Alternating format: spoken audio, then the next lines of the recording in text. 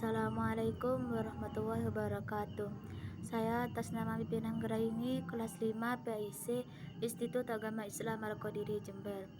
Di sini saya akan menjelaskan tentang mata kuliah Administrasi dan Supervisi Pendidikan yang dipimpin oleh dosen Bapak Fikri Farihin.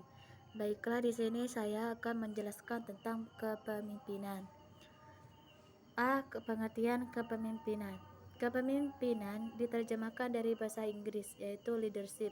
Dalam ensiklopedia umum diartikan hubungan yang erat antara seseorang atau kelompok manusia karena ada kepentingan yang sama.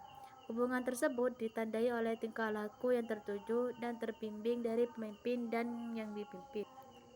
Dengan demikian, dapat disimpulkan bahwa akan terjadi kepemimpinan apabila di dalam situasi tertentu seseorang lebih menonjol, dapat mempengaruhi perilaku orang lain, baik secara perseorangan atau kelompok, sehingga dengan penuh kesadaran orang-orang dapat mengikuti apa yang diinginkan pemimpin dalam mencapai tujuan.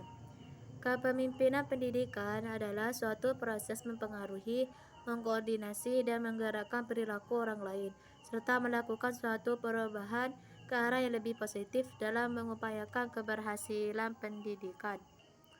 Yang B. Keterampilan kepemimpinan. Davis 1981 mengidentifikasi 3 keterampilan kepemimpinan, yaitu antara lain: yang pertama yaitu technical skill.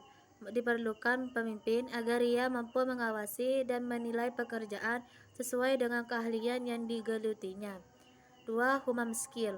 Kemampuan dalam membangun relasi dan dapat bekerja sama dengan orang lain adalah kualifikasi yang dipersyaratkan seorang pemimpin, baik dalam situasi formal maupun informal. Yang ketiga yaitu conceptual skill. Pemimpin yang disegani adalah pemimpin yang mampu memberi solusi yang tepat yang timbul dari pemikiran yang cerdas tentang suatu persoalan. Sedangkan tim dosen NKDK tahun 2006 menjelaskan bahwa pemimpin perlu memiliki keterampilan kepemimpinan, yaitu 1. Keterampilan dalam memimpin, 2. Keterampilan dalam hubungan insani, 3. Keterampilan dalam proses kelompok, 4. Keterampilan dalam administrasi personil, 5. Keterampilan dalam menilai. Selanjutnya C. Pendekatan kepemimpinan.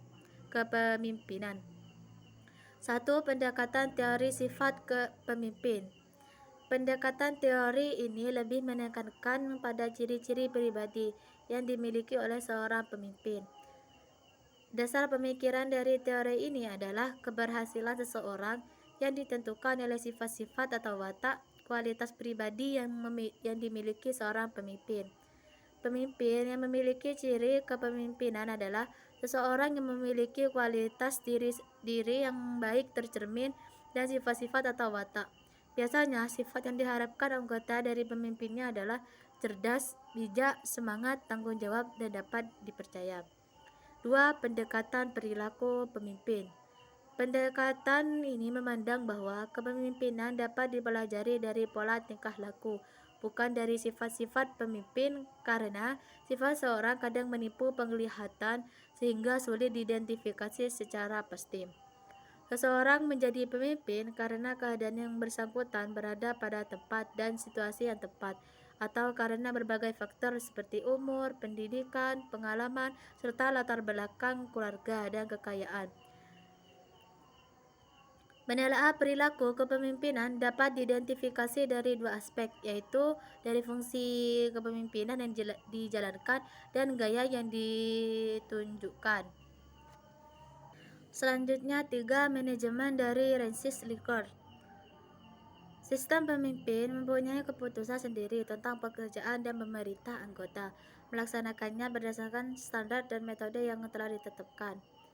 Sistem pemimpin membuat keputusan sendiri dan memerintahkannya kepada anggota, tetapi sudah mulai memberi kebebasan kepada anggota untuk memberikan komentar terhadap perintah-perintah.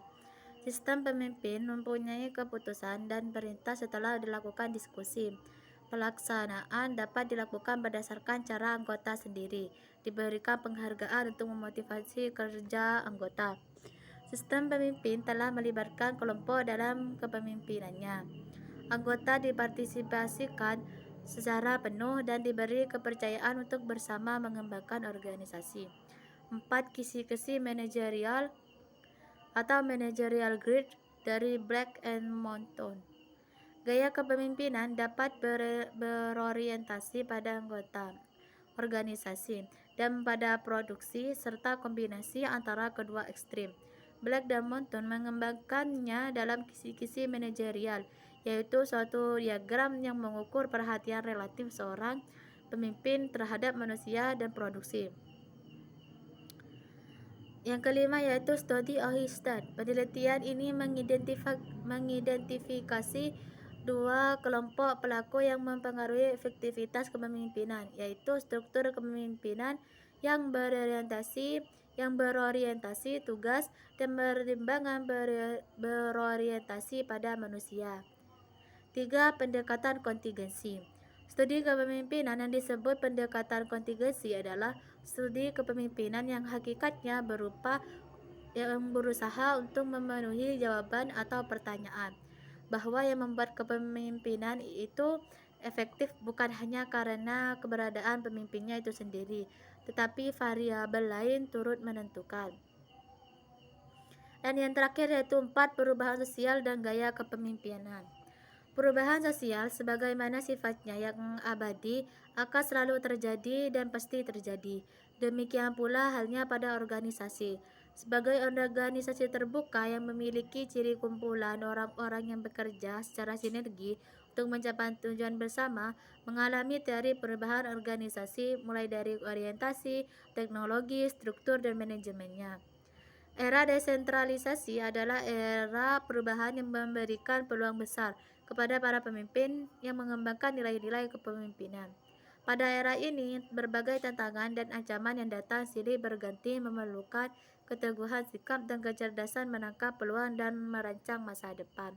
Mungkin hanya itu yang dapat saya sampaikan. Jika ada kesalahan, saya minta maaf yang sebesar-besarnya. Akhirul kalam, Assalamualaikum warahmatullahi wabarakatuh.